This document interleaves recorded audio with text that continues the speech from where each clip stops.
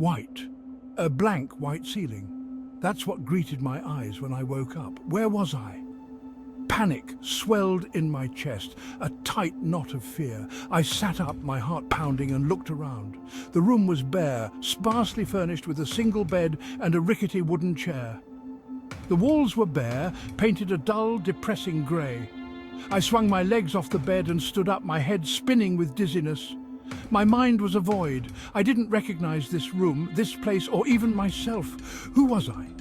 The question echoed in the silence of the room, unanswered and amplified by the fear clawing at my throat. My eyes fell on my hands. They were trembling. Why was I so scared?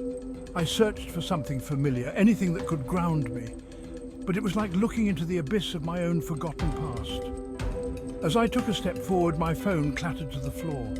It must have fallen out of my pocket. I bent down and picked it up. The screen lit up, revealing a single unread text message.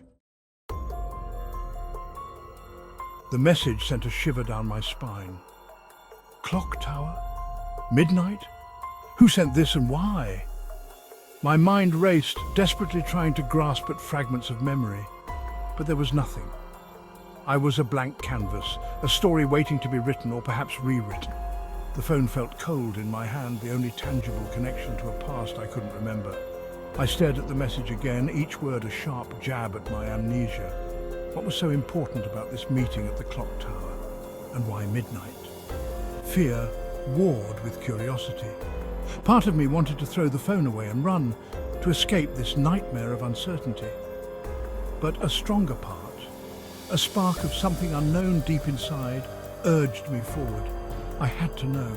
I had to remember. Taking a deep breath, I straightened up. The room felt colder now, the silence heavier. I had no idea who I was, where I was going, or what awaited me at the clock tower. But one thing was certain. I wouldn't find any answers staying here. The message was a lifeline, a thread of hope in the darkness of my amnesia. It was the only clue I had, and I clung to it with a desperate urgency. The clock tower. Midnight. Come alone. The words echoed in my mind as I walked, each step taking me further into the unknown. But where was I going? I had no memory of this town, no familiar landmarks to guide me. The streets were deserted, illuminated by flickering streetlights that cast long, eerie shadows. A sense of unease settled over me, a feeling that I was being watched. The only sound was the rhythmic click of my heels on the pavement and the distant chime of a bell, marking the quarter hour. Time was ticking away, and with each passing minute the weight of my amnesia grew heavier. I needed to find the clock tower to unravel the mystery of the message and perhaps the mystery of myself. But the more I walked, the more lost and alone I felt. The town was a labyrinth, and I was a rat caught in its maze.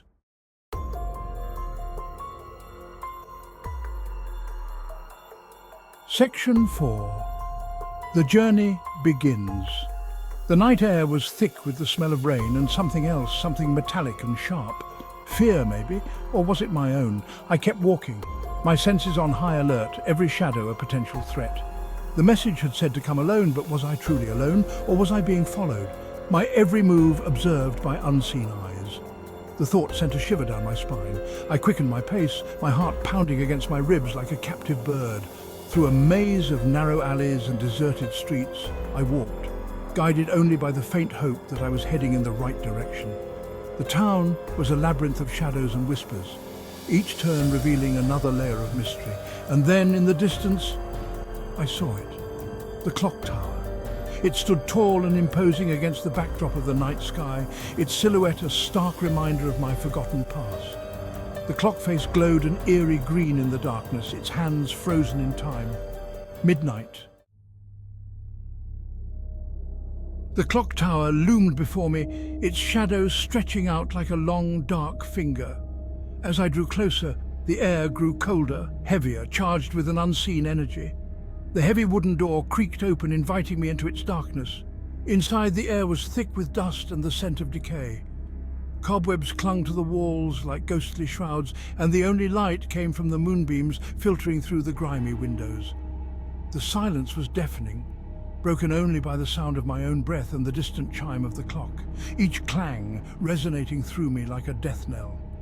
I climbed the winding staircase, each step echoing in the vast emptiness. The air grew colder as I ascended, and a sense of dread settled over me. What was I walking into? Who was I meeting? And why did I feel like I was walking into a trap? The steps led to a small circular room at the top of the tower.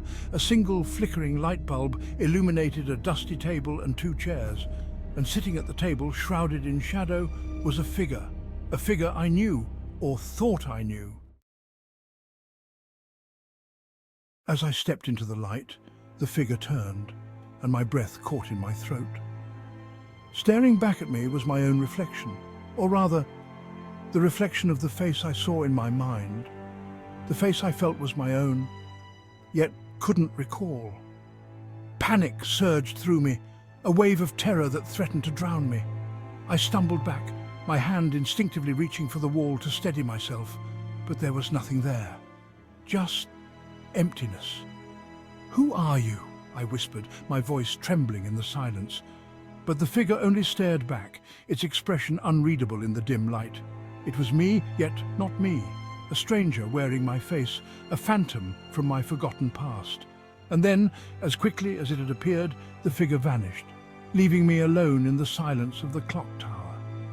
Alone with the echoing chime of the clock and the terrifying realization that the person I was searching for, the key to my lost memory, was me. Or rather, a part of me I no longer recognized. The journey to reclaim my past had only just begun, and it was leading me down a dark and dangerous path. A path that led not outward but inward to the hidden recesses of my own mind.